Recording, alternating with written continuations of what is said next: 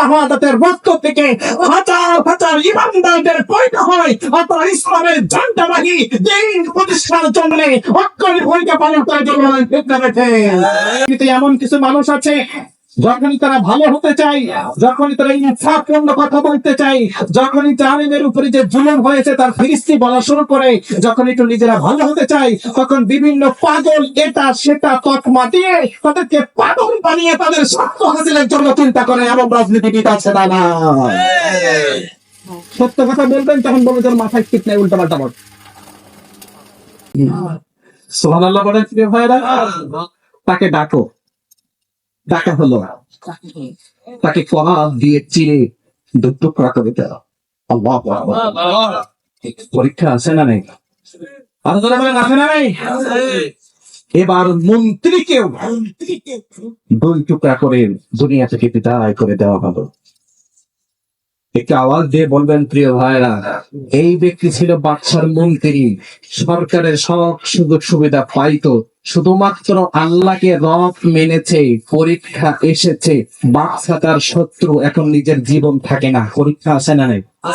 আরো যারা বলেন আছে না নাই? এতদিন মন্ত্রী ছিল, পরীক্ষা নাই? যখন স্পষ্টকে মেনেছে তখনই পরীক্ষা। আল্লাহু আকবার পড়েন। ওই জন্য দেখবেন পৃথিবী ঠিক না? ঠিক। কিছুদিন আগেও ছিলেন মন্ত্রী, আজকে সে তার শত্রু। ঈমান আনার সাথে সাথে পরীক্ষা এটা সাধারণ পরীক্ষা না, হাসতে হাসতে জীবন দিতে।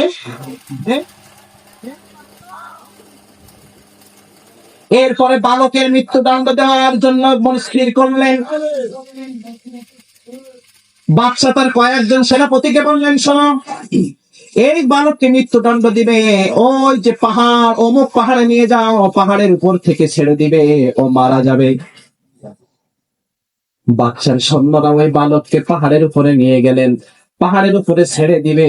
বালক বলেন, আল্লাহ এদের হাত থেকে তুমি আমাকে বাঁচাও। আল্লাহ তার ডাক শুনে নিয়েছেন। আল্লাহ সুবহানাহু ওয়া তাআলা ওই পাহাড়ের উপরে ছোট্ট একটা ঝাঁকুনি দিয়েছেন। ঝাঁকুনি দেওয়ার ফলে ওই পাহাড় থেকে ওই বাদশার সব সেনাপতিগুলো পড়ে তারা দুনিয়া থেকে বিদায় হয়ে গিয়েছে। ওই বাদশা সহি সালামতে ফিরে এসে বাদশা বলে, কি ব্যাপার, তুমি এখানে? তুমি মরো নাই? আমি মরি নাই, আমাকে বাঁচিয়েছে আমার রব। আবার কিছু সৈন্যদেরকে বললেন, শোনো শোনো শোনো, তোমরা এই সন্তানটাকে, এই বাচ্চাটাকে সমুদ্রে নিয়ে যাও। সমুদ্রে নিয়ে যাওয়ার পরে সমুদ্রের অথই গভীরে তাকে ফেলে দিয়ে পৃথিবী থেকে বিদায় করে দিবা। বাদশার সেনাপতিরা ওই বাচ্চাকে সমুদ্রে নিয়ে গেলেন।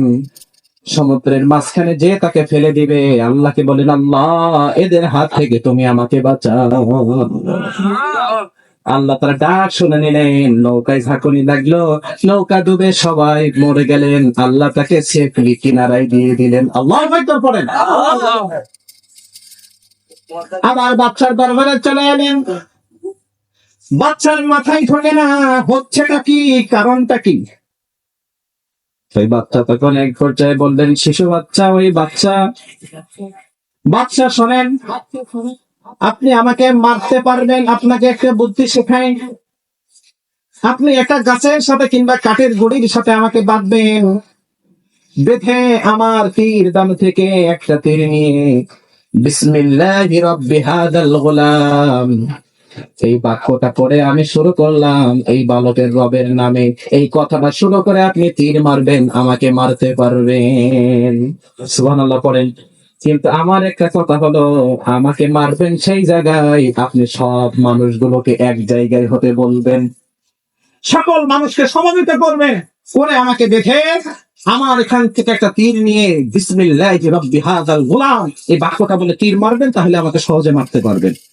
এলান করে দিলে মানুষজন সব এক জায়গায় হয়ে গেল।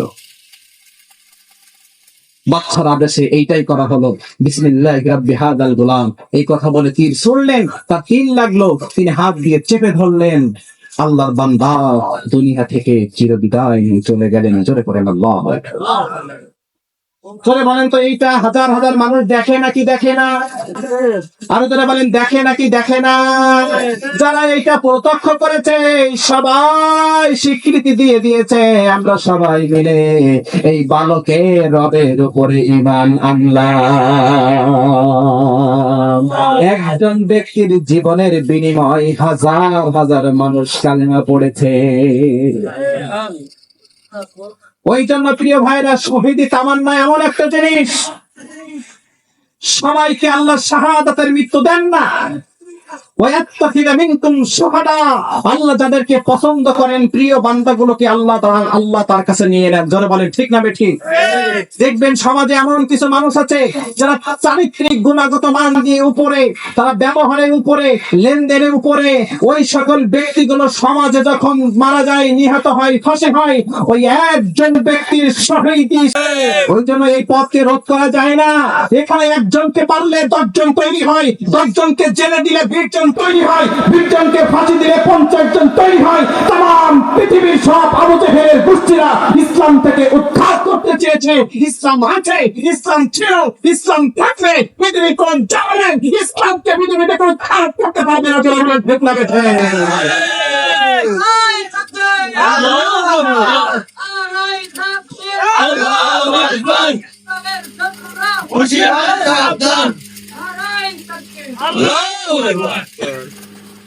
একজন শহীদ হয়েছে, হাজার হাজার মানুষ কালেমা পড়ে নিয়েছে।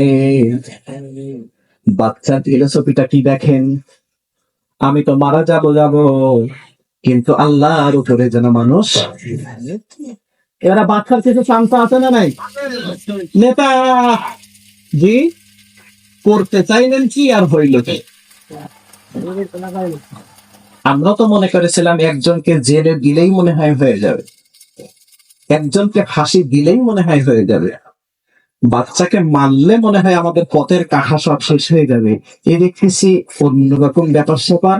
বাচ্চা এবার বললো, শোনো, রাস্তার পাশে পাশে গর্ত করো। শুনতেছেন প্রিয় ভাই আমার কথা? রাস্তার পাশে কি করো? গর্ত করো, গর্তের মধ্যে কাঠ দিয়ে আগুন জ্বালাও এবং সবাইকে ঘোষণা করো, ওই রথ থেকে যদি ফিরে না আসে তাহলে ওই আগুনে তাদেরকে নিপতিত হতে হবে। সুযোগ দিয়ে দিলেন, আমাকে মানবা আগুন থেকে মুক্তি, আমাকে মানবা না আগুন ঠিকানা। কিন্তু আল্লাহর উপরে ঈমান আনলে আর কি ঠেকানো যায়? পরীক্ষা কি জিনিস দেখেন, কেবলমাত্র ঈমান এনেছে, সামনে আগুন। বোঝাতে পারি না মনে হয় প্রিয় ভাইরা? তারা কি ঈমান আনার পরে নামাজ পড়ছে, দান করছে, সাদাকা করার সময় হয়েছে, তাসবিহ তাহলিল করার সময় হয়েছে?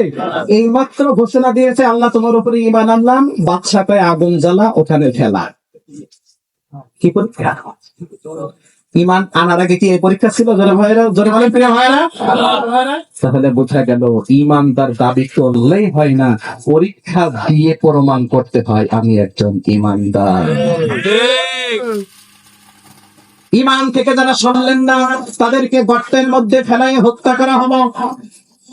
একজন মহিলা ঈমান আনলেন, তার কোলে একটা শিশু বাচ্চা ছিল। ওই আগুনের গর্তের কাছে যেই না ওকে মেরেছে, ওই শিশু বাচ্চার জবানটা খুলে গিয়েছে। খুলে দিয়েছেন কে? বাচ্চা তার মাকে বললেন, আম্মা, আপনি সত্যের পথে আছেন, আপনি ভালোর পথে আছেন, আপনি দৃঢ় চিত্তে আগুনটাকে আলিঙ্গন করে নেন। জলে পড়েন সুবহানাল্লাহ। ওই জন্য রাব্বুল আলামিন বলেন, কুতিলা আসহাবুল উখদুদ, তাদের জন্য ধ্বংস যারা গর্ত করে আগুন জ্বালিয়ে মানুষদেরকে পুড়িয়ে মেরেছে। জোরে বলেন তো, ঈমান আনার কারণে ওই জামানার তুলনায় আজকে আগুন দিয়ে না মারলেও ফাঁসি দিয়ে মারে এমন জালেম আছে না?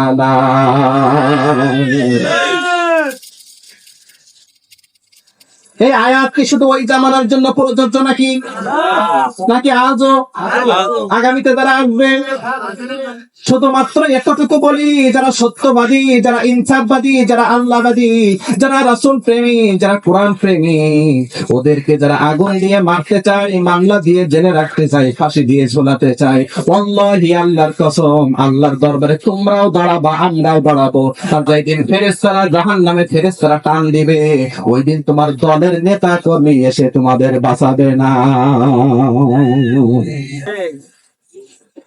বলেন তো, আল্লাহ যদি শাহাদাতের মৃত্যু নসিবে দেয়, এর চাইতে পাওয়ার আর কি আছে? জাবের রাদিয়াল্লাহু আনহু, প্রিয় ভাই, আপনার মনে হয় বিরাট ফেরেছেন মনে হয়, রাত তো অনেক হয়ে গেছে। আল্লাহু আকবার। প্রিয় ভাইরা, আমরা শেষ করে দিব ইনশাআল্লাহ।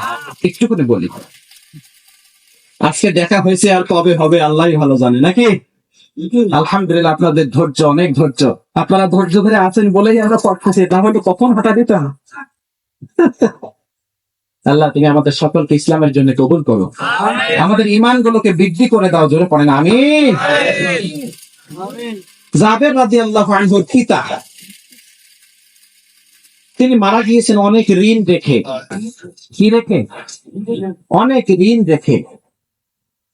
আল্লাহ রাসূল সাল্লাল্লাহু আলাইহি ওয়াসাল্লাম একদিন দেখলেন জাবের রাদিয়াল্লাহু আনহু মন খারাপ করে বসে আছেন। একটু বলেন তো, বাবা যদি ঋণ করে রেখে যায়, তাহলে সন্তানদেরকে সেই ঋণ শোধ করা লাগে না?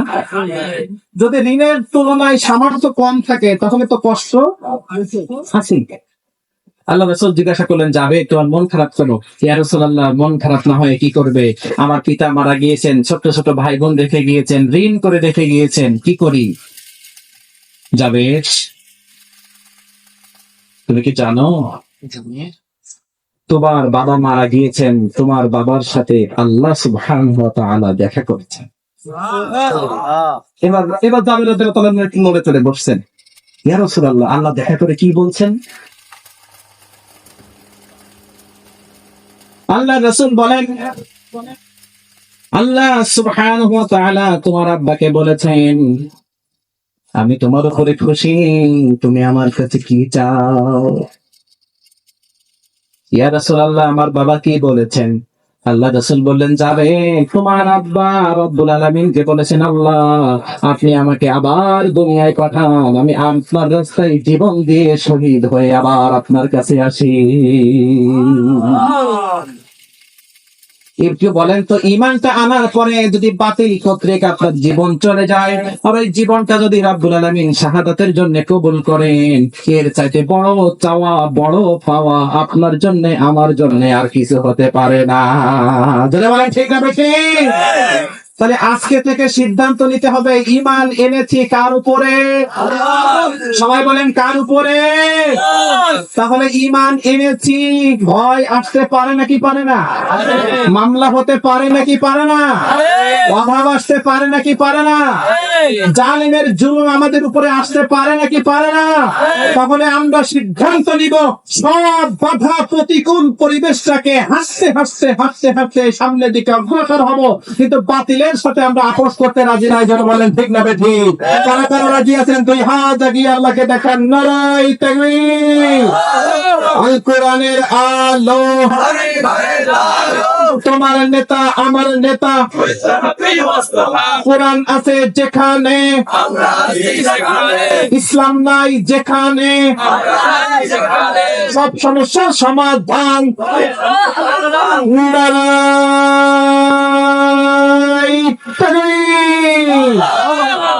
আল্লাহ তুমি আমাদের হাতগুলোকে কবুল করো, জোরে পড়েন আমিন। প্রিয় ভাইরা, কখনো কখনো নিজেদের পকেট থেকে কিছু বের করেও প্রমাণ দিতে হয় আমরা ঈমানদার। আপনারা সবাই জানেন, আপনাদের এই মসজিদটা নির্মাণাধীন, ঠিক না ঠিক?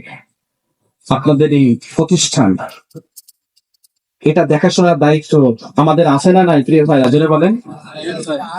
মান বানা লিল্লাহি মাসজিদান বানাল্লাহু লাহু বাইতান ফিল জান্নাহ। যে ব্যক্তি আল্লাহ খুশির জন্য মসজিদ নির্মাণ করলো, আল্লাহ সুবহানাহু ওয়া তাআলা জান্নাতে তার জন্য ঘর নির্মাণ করবেন। সুবহানাল্লাহ করেন।